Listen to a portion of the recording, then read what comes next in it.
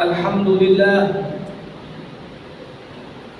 alhamdulillahilladzi bi ni'matihi tatimmu shalihat wa bi fadlihi tatanazzalul khairat wal barakat wa bi taufiqihi tatahaqqaqul maqasid wal ghayat.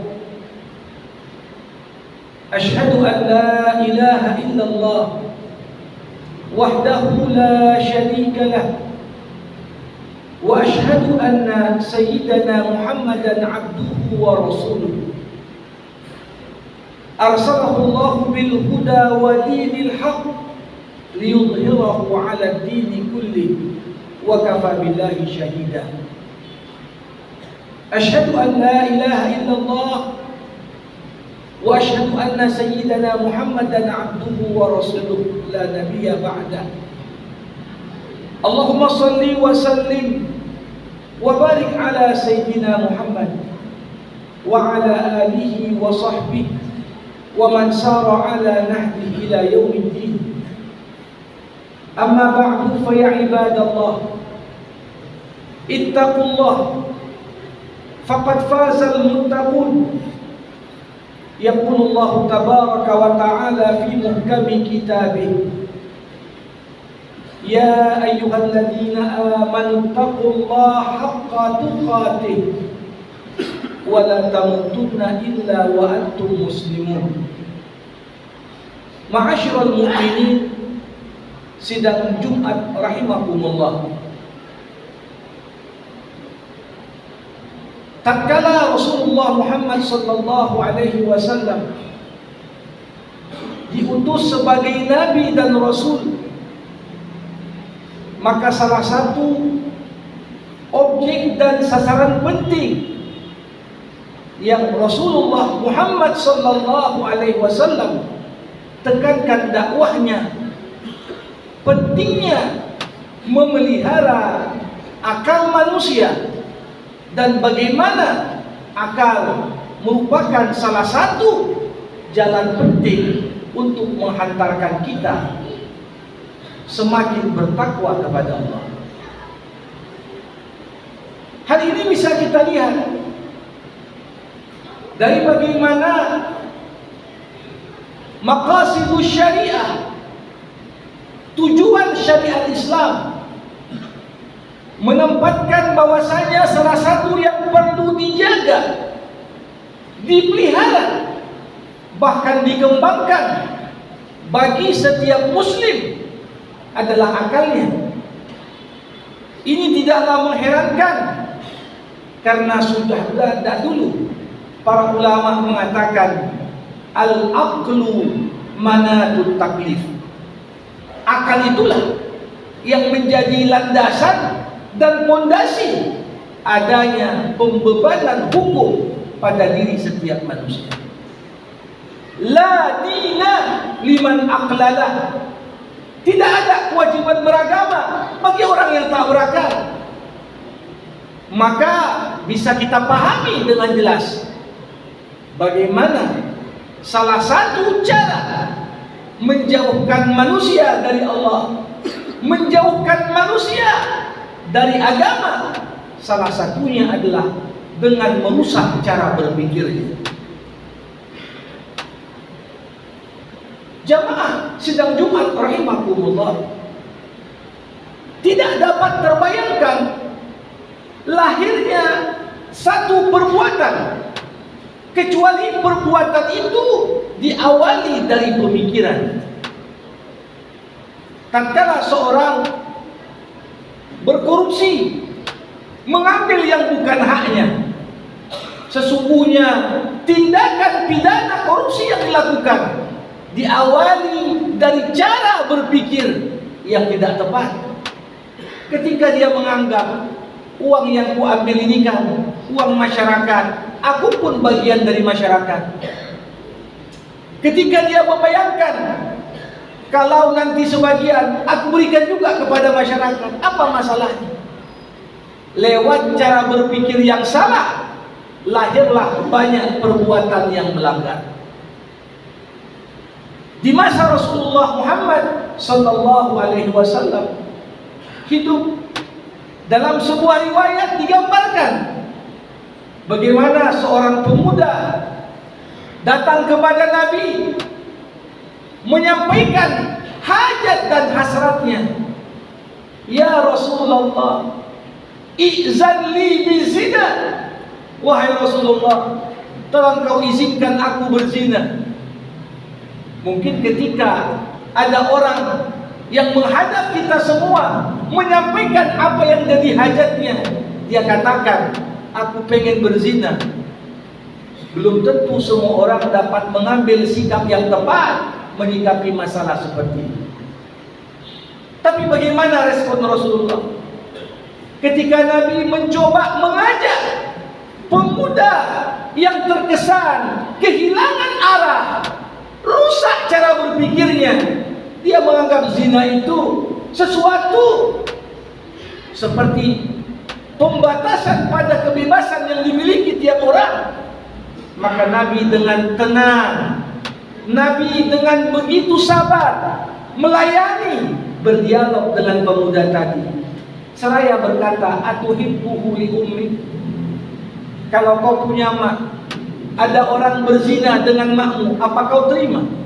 La ya Rasulullah, demi Allah, aku tak rela kalau ada orang menzinai mamaku. Atuhibbuhu li ukhtik. Kalau kau punya saudari perempuan, lantas ada orang juga berzina dengan saudari perempuanmu, apa kau rela? Sekali lagi pemuda tadi berkata, la ya Rasulullah, sedikit pun aku tak akan rela kalau ada yang menzinahi kakak atau adik perempuanku. Dan ketika Nabi menutup dengan mengatakan, atuhibbuhu li benati. Rela enggak kau kalau sekiranya ada orang yang nanti berzina dengan anak perempuanmu? Seketika pemuda tadi mengatakan hal yang sama, penolakannya. Demi Allah, aku tak akan rela ada orang yang menzinahi anak perempuanku. Di momen itu Rasulullah berkata, begitu juga tak ada satupun manusia yang merelakan kau zinahi ibunya, saudari perempuannya, atau bahkan anak perempuannya. Maka yang paling menarik adalah ungkapan dari pemuda tadi ketika beliau mengatakan, kudatangi Rasulullah, tidak ada yang lebih kucintai dalam hidup ini melebihi berzina.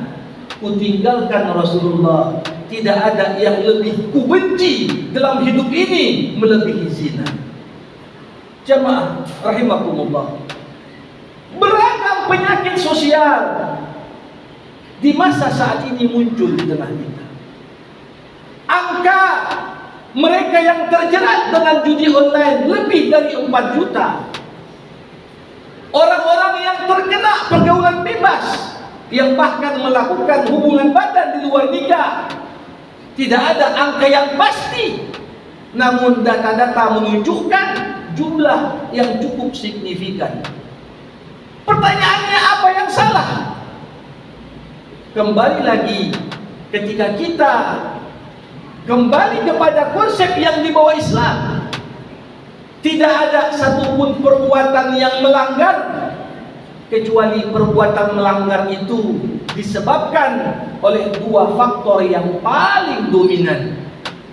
Pertama, kalau bukan karena faktor syahwat, dorongan nafsu yang tak mampu dikontrol, maka pasti yang kedua karena faktor syubhat, kesamaran dan ketidakjelasan satu hal dalam pikiran kita, sehingga yang buruk pun kita anggap baik, yang salah pun kita anggap benar, yang batil pun kita anggap sebagai sebuah yang hak. Jamaah rahimakumullah, dewasa ini bagaimana dunia yang hidup di era globalisasi, bagaimana masyarakat dunia layaknya semua tinggal di satu kampung yang berdekatan. Apa yang terjadi dimanapun sampai kabarnya kepada kita. Maka jelaslah bagaimana saling mewarnai dan mempengaruhi antar sesama penduduk dunia sekarang begitu kuat.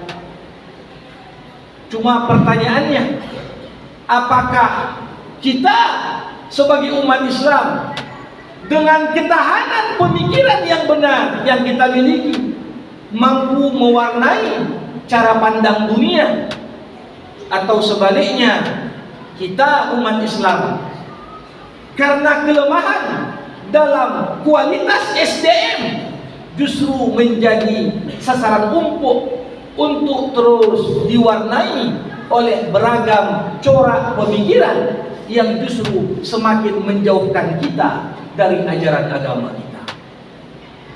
Disinilah bagaimana Islam sejak awal sudah memperkenalkan bagaimana seharusnya kita berpegang kepada prinsip ketahanan pemikiran di tengah-tengah umat Islam yang dibangun di atas fondasi Al-Quran dan As-Sunnah sebagaimana yang diajarkan Rasulullah Muhammad SAW. Jamaah rahimakumullah, di saat dunia barat dewasa ini telah masuk ke sebuah era yang disebut dengan era post-truth, era pasca kebenaran, di mana manusia di sana tidak lagi mempermasalahkan benar ataupun salah, tapi yang terpenting apakah benar itu menguntungkan atau bahkan yang salah itu menguntungkan. Maka bersyukur dan berbahagialah jamaah rahimakumullah, Islam sejak awal menanamkan dalam diri kita semua fondasi. Dalam ajaran Islam ada yang namanya thawabit, hal-hal yang gak boleh berubah, hal-hal yang tetap sifatnya dimanapun kita berada, mau tinggal di Indonesia, mau tinggal di Arab Saudi, mau tinggal di Turki, mau tinggal bahkan di daerah minoritas Islam, maka thawabit adalah pokok-pokok landasan pemikiran yang harus tetap dipegang teguh oleh setiap muslim. Inilah yang membentengi kita dari beragam perubahan-perubahan yang begitu cepat. Dan sering sekali manusia kadang-kadang terpedaya oleh slogan-slogan yang tampaknya begitu indah, namun tersimpan di dalamnya racun-racun pemikiran yang justru dapat merusak akidah dan mengeluarkan seorang dari ajaran agamanya. Ma'asyiral mukminin, sidang Jumat rahimakumullah, karenanya apa yang masuk dalam konteks thawabit dalam Islam, masuklah di sana pokok-pokok akidah yang seharusnya inilah yang menyatukan setiap muslim. Kalau di 2016 sempat ada rilis dari Majelis Ulama Indonesia Pusat, ada sekitar 1.600 aliran sesat yang berkembang di Indonesia, ditambah 4.000 aliran yang tak terdata namun hidup dan eksis di tengah masyarakat. Bisa kita bayangkan itu kejadian 2016. Bagaimana pula perkembangannya di 2024, 8 tahun setelah hasil riset dirilis. Tentunya semua aliran sesat tadi menyelisihi satu di antara pokok akidah Islam. Disinilah kenapa penting sekali kita berpegang kepada konsep dasar. Belum lagi kita lihat bagian dari thawabit, pokok-pokok akhlak dan nilai dalam Islam. Mana yang masuk kategori akhlak terpuji, mana yang masuk kategori akhlak tercela. Jujur sampai kapanpun, hingga kiamat pun, jujur adalah nilai yang mulia. Walaupun mungkin banyak kejujuran di momen-momen tertentu justru membuat kita dimusuhi orang. Tapi tetap orang harus menjunjung tinggi nilai kejujuran. Kenapa? Itulah yang melindungi agama kita. Bayangkan kalau segala sesuatu dikaitkan dengan prinsip pragmatisme. Boleh bohong asal untung, boleh nyuri asal untung, boleh lakukan ini dan itu, yang penting menang. Maka di saat itu kita pun sudah keluar dari cara pandang yang benar dalam menjalankan agama kita. Ma'asyiral mu'minin, termasuk thawabit, disitulah pokok-pokok syariah, aturan-aturan hukum, baik dalam ibadah maupun muamalah. Bagaimana tuntunan dalam sholat, tuntunan dalam puasa, tuntunan dalam berzakat dan berhaji, bahkan dalam ibadah-ibadah lainnya, sifatnya ritual ataupun ibadah sosial, maka yang demikian adalah bagian dari pegangan kepada kita. Karena mulai kalau sudah dekat musim kurban, orang mengatakan udah tak perlu potong, yang penting kau sumbangkan saja yang senilai. Ini cara-cara berpikir yang ingin merusak. Kenapa? Karena kalau sudah kita buka pintu mempertanyakan bahkan hal-hal yang sifatnya tetap dalam syariah, ini adalah cara yang pada akhirnya membuat kita tidak lagi memiliki pegangan yang kuat dan kokoh untuk menyelamatkan kita dari cara berpikir yang justru dapat menjerumuskan kita. Disinilah pentingnya bagaimana pembelajaran sepanjang hayat, belajar terus-menerus. Kalau wahyu pertama turunnya Iqra, maka di era keterbukaan informasi, di era begitu membludak informasi yang tersebar, kita perlu memiliki kemampuan membedakan mana informasi yang benar dan mana pula informasi yang menyesatkan. Barakallahu li wa lakum fil Qur'anil azim wa nafa'ani wa iyyakum bima fihi minal ayat wal dzikril hakim. Aqulu qawli hadha wa astaghfirullah li wa lakum faya fawzal mustaghfirin wa ya najatat taibin.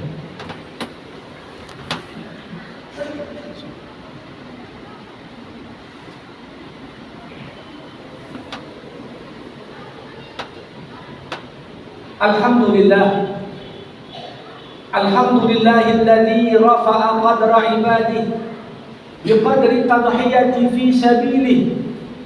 Ahmaduhu subhanahu la mu'aqqiba li hukmihi wa la mubaddila li kalimatihi. Ashhadu an la ilaha illallah wahdahu la sharika lah wa ashhadu anna sayyidana Muhammadan abduhu wa rasuluhu. Allahumma salli wa sallim wa barik ala sayyidina Muhammad wa ala alihi wa sahbihi wa man sara ala nahji ila yaumiddin. Ibadallah, ittaqullah wa alamu anna Allah amarakum bi amrin bada'a fihi bi nafsihi wa thana bi malaikatihi al-musabbihati bi qudsihi. Faqala ta'ala, inna Allaha wa malaikatahu yusalluna 'alan nabi ya ayyuhalladzina amanu sallu 'alaihi wa sallimu taslima. Wardallahu lil khulafa'ir rasyidin Abi Bakr wa Umar wa Utsman wa Ali wa baqiyati sahabati Rasulillah ajma'in.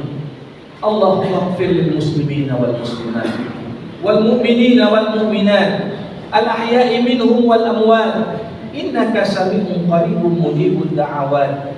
Amin ya Allah ya qadiyal hajat. Allahumma a'izzal Islam wal muslimin wa adilla syirka wal musyrikin wansur man nasara ad-din wansur ikhwanana al-mujahidin fi kulli makan ya rabbal alamin. Rabbana atina fid dunya hasanah wa fil akhirati hasanah wa qina adzabannar. Ibadallah, inna Allaha ya'muru bil adli wal ihsan wa ita'i dzil qurba wa yanha 'anil fahsya'i wal munkari wal baghi ya'idzukum la'allakum tadhakkarun.